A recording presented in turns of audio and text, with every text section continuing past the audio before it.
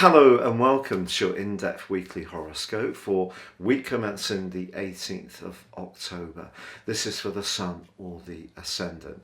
Now, as ever, I'm going to give you the key strands for the week in a brief overview and then dive deep into each zodiac sign.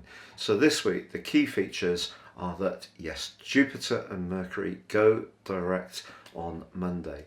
Jupiter is the planet of growth, of traditional astrology, of good fortune, and it's also the planet of expansion.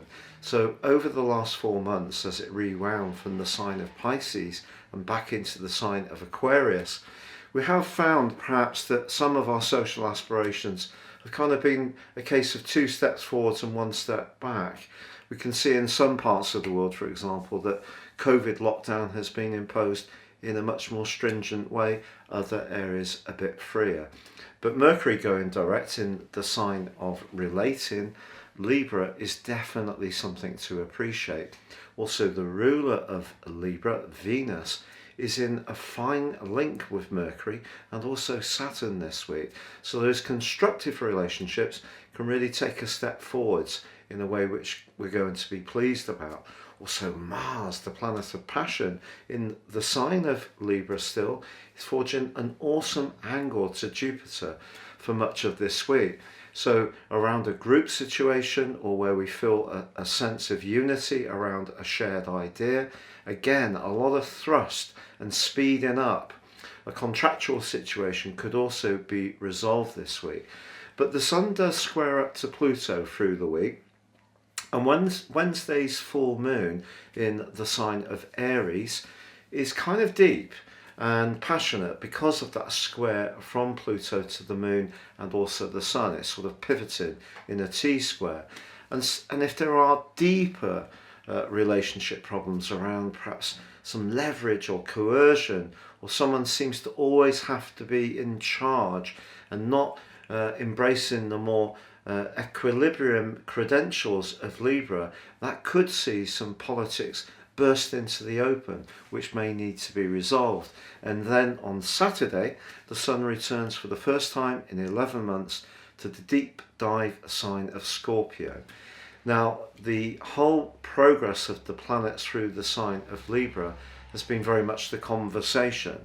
The movement of the Sun into the sign of Scorpio is to understand what that conversation was really about. So anything about shared resources, intimacy, sexuality, in terms of a more practical context, anything to do with investments, entrepreneurship, legacies, pensions, savings, all of these things can come under the astral microscope over the next 4 weeks. Now, please stay with me for your deep dive on each of the zodiac signs. But if you are new to my channel, I'd be honoured if you'd subscribe. Also, if you'd like to get your free daily horoscope fired to your device each morning, I've been writing them for over 25 years. My work features around the world on some of the biggest platforms out there, so you can subscribe for free below. Or with year 2022 racing up quickly, grab your 2022 personal forecast. And if you order now, you'll get the rest of this year 3, plus a character analysis and 30% off.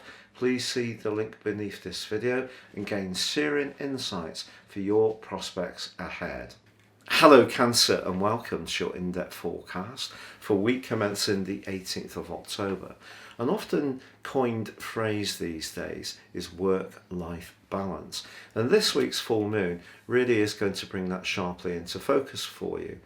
But Mercury, the planet of communication, ends its retrograde on Monday and stations direct in your sector of home, emotion and family. So that's really good. And also Mars in this sector is forging an enormously dynamic link to Jupiter, also stationing direct on Monday in the part of your horoscope to do with money, investments and business. If you are thinking about a property transaction or thinking about moving or changing something in your home situation or even working from home, I think the stars are aligned much more positively for you this week. Also, Venus in the sign of Sagittarius is very much a truth seeker, but it can help you to use your relating skills in a very constructive way in its link to both Mercury and also Saturn.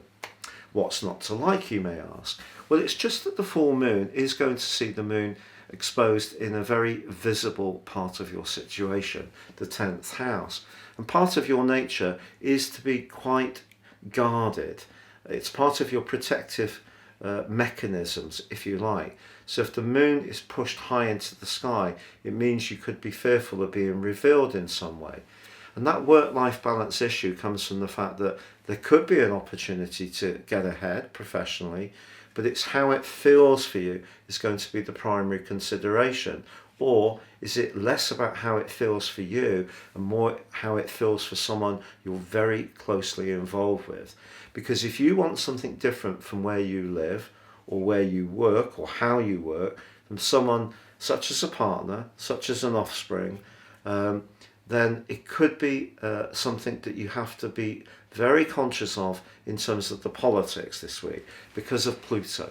Pluto's in your 7th house of relating, and that's pivoting in a tense T-square against the Sun and also against the Moon position.